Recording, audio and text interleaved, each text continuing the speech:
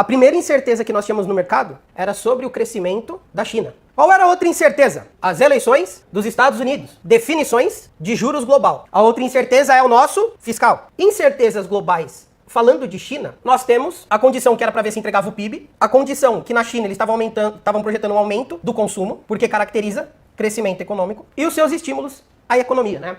A eleição nos Estados Unidos, o grande ponto é a questão do Trump, com sua política protecionista e fortalecimento do dólar e da economia. Indústria, emprego, que vai impactar na definição de taxa de juros global. Nós temos países desenvolvidos que iniciaram cortes de taxa. Os Estados Unidos, na última reunião, fez manutenção, mas a Europa cortou e o Reino Unido também. E o Brasil indo na contramão do mundo por causa do nosso cenário fiscal, por falta de controle de gastos. Consequentemente, esses fatores têm um denominador comum, né, tem um ponto que eles se encontram, para criar uma perspectiva, né, da economia. A incerteza sobre a China agora, depois que o Donald Trump foi eleito, essas incertezas subiram, né? Por quê? Taxas, retaliações. As incertezas sobre a economia norte-americana subiram ou diminuíram? Com o Trump, subiram. Troca de governo, protecionismo. Como ele vai fazer isso? A definição de taxa de juros global, a incerteza sobre como devem ficar as taxas no mundo inteiro, também subiram. E o fiscal do Brasil, a bolsa, ela chegou a positivar no momento que saíram as falas, né, do Haddad. Então isso daqui também subiu. Bruninho, por que você está correlacionando esses pontos, então? Porque esses pontos, turma, eles são determinantes para que nós tenhamos um fluxo de commodities e um fluxo cambial definido. Como assim, Bruninho? As negociações são feitas em dólar. Se a China não apresenta crescimento, onde 40% da economia chinesa está atrelada à construção civil, o mercado imobiliário, não tem uma perspectiva atrativa para essa economia. Consequentemente, o fluxo de minério de ferro fica indefinido. E é assim que nós estamos vendo, né? O fluxo do minério de ferro bem definido. Até porque, com a condição de todo mundo ter, vamos pensar assim de uma forma racional, o mundo inteiro subiu taxa de juros. O mundo inteiro entrou na perspectiva de corte de taxa de juros. Para que tenha uma economia atrativa, praticamente todas as economias funcionam muito bem com o mercado imobiliário. Só que o mercado imobiliário ele precisa de auxílio de instituições e do governo para fornecimento de crédito. Quando esses países disparam as taxas de juros, o exemplo do Brasil, é aguardado o corte. Então constrói-se os prédios, as moradias no período de taxa alta, e toma-se o dinheiro para o financiamento, ou para a modalidade que tem em cada lugar, quando a taxa começa a cair.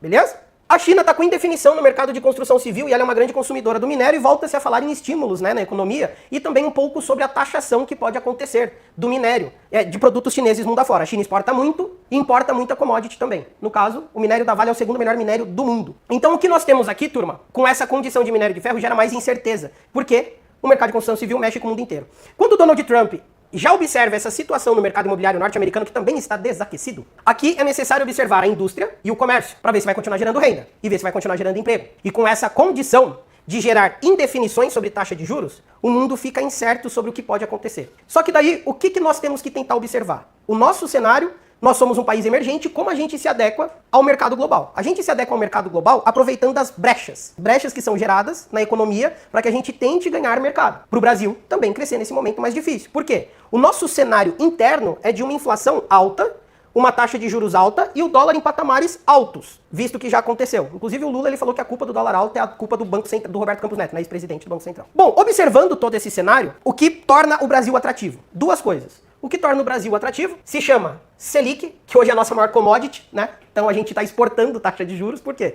A gente está vendendo taxa alta com título barato e é por isso que o dólar ele vem trabalhar numa movimentação mais corretiva. Então o fluxo de dólar para o Brasil ele se torna atrativo. Bruninho, e para o resto do mundo? Não, só se vier mais taxação. A nossa bolsa de valores, ela estava barata e continua barata, tá? Principalmente a bolsa dolarizada. Com essa movimentação de dólar barato, nós temos uma entrada também de dólar para renda variável, para o mercado de risco. Isso eu venho falando para os alunos há muito tempo. Quando é feita essa leitura desses tópicos todos que a gente já encontrou um denominador comum para o mundo inteiro e a gente olha a nossa visão para buscar oportunidades, é necessário observar, agora eu vou apagar tudo, que no Brasil, hoje, nós temos duas portas de entrada para o fluxo cambial. No caso, para o dólar. É necessário observar uma condição de taxa de juros. A nossa taxa hoje está 13,25. Está sendo vendido títulos com 15, 16% ao ano. Para quem não quer correr risco, essa é a melhor forma que tem. Quando o Banco Central sobe a taxa de juros, ele tenta controlar um pouco o fluxo interno de moeda. Porque ele está falando, para que você vai gastar dinheiro se eu estou te dando 1% ao mês? Quando a gente observa que a taxa de juros está 13,25 e ela pode chegar a 15%, aqui começa a ter uma atenção sobre toda essa movimentação. Se o mercado vai pagar essa taxa de juros da Selic, será que não vai ter título a 17? 18, sendo que já tem IPCA mais 7,5, os 45 com vencimento. Para marcação a mercado de 3 a 4 anos, isso daqui é uma beleza. Só que tem que ter paciência. E eu não compraria tudo de uma vez. Com essa leitura de taxa de juros, para que vão continuar comprando renda fixa se a taxa tá 13,25 e pode chegar a 15? Quando a taxa sobe, o preço do título cai. Quem comprou com a taxa 13,25 tá vendo desvalorização do patrimônio. Não está vendo valorização. Com essa condição, a primeira porta de entrada do mercado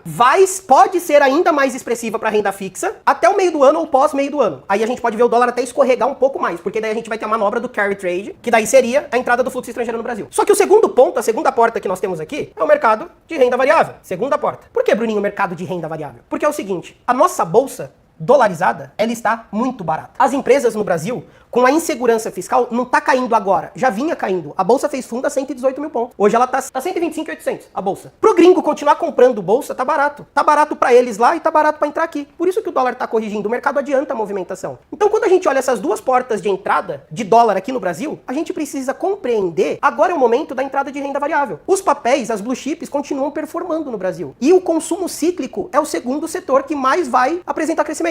Tem fatores internos, como ajuste de combustível, faturamento dos bancos, retomada da economia, um varejo amassado? Tem, mas depois das blue chips, que é Petro, Vale e assim por diante, e os bancos, o consumo cíclico é o próximo setor. E ainda tem a questão do setor imobiliário, que se confirmar a tomada de dinheiro para comprar apartamento, os bancos vão faturar horrores lá na frente com essa taxa de juros alta. Então, a entrada para ativos de risco no Brasil é boa, é atrativa. E esse é o momento. O que pode acontecer aqui, na minha humilde opinião, é isso aqui. Hoje, nós temos renda variável atrativa. Então, nós temos o dólar, temos o segundo ponto, uma renda fixa atrativa, mas que pode ficar mais atrativa, porque essa taxa de juros pode chegar a 15, já está 13,25, e nós temos o real, que é a nossa moeda. Será que não está sendo esse aqui o fluxo agora da economia? Do mercado? Entra-se dólar para a renda variável. Jogam o real para cima e depois compram títulos de dívida. Depois o que eles fazem? Vendem os títulos de dívida e compram dólar novamente. Por isso que vocês têm me ouvido falar que o mercado de dólar, ele vai trabalhar em rendes. Porque por hora é interessante ficar circulando dinheiro no Brasil dessa forma. Principalmente renda fixa, renda variável. Depois que o mercado deixar de ficar atrativo,